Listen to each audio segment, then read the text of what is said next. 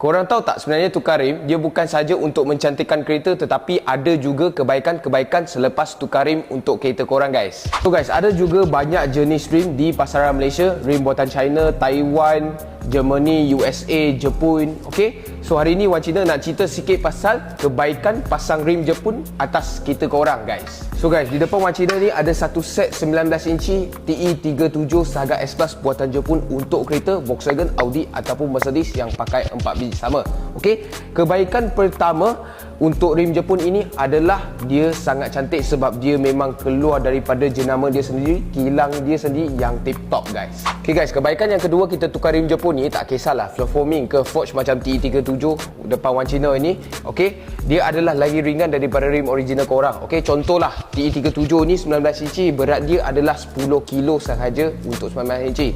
Okey, dia lagi ringan daripada rim original yang sesuai dengan dia ialah rim original 19 inci Volkswagen, Audi dan juga Mercedes. Okey, yang 10 kilo ke atas. Kebaikan yang ketiga tukar rim Jepun ni, kebanyakan rim Jepun ada anti-slip mirror line. So anti-slip mirror line ini dia adalah untuk menambahkan traction atas kereta korang. So apa maksud tu?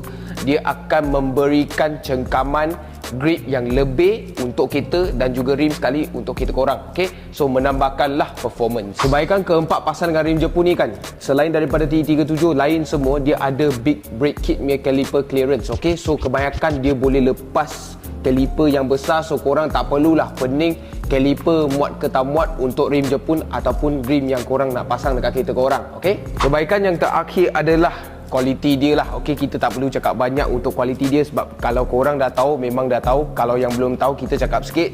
Kualiti dia adalah yang terpaling baik. Okey, ini adalah rim daripada rim race original Jepun ataupun tak kisahlah jenama mana-mana, yang original Jepun memang terpaling baik. Okey, satu harga, satu kualiti. Kita tahulah harga dia agak tinggi sikit tetapi kita bayar satu wang untuk satu kualiti yang kita nak. Okey, so itu sahaja untuk video kali ini. Kita nak tunjuk sikit rim ini dan juga cerita sikit pasal kebaikan pasang rim Jepun kepada korang. Okey, so itu sahaja untuk video kali ini. Kalau korang suka video kali ini, tolong like, share dan komen kat bawah apa yang korang nak tengok seterusnya. Macam biasa, cari rim, cari Wan Cina. Thank you guys.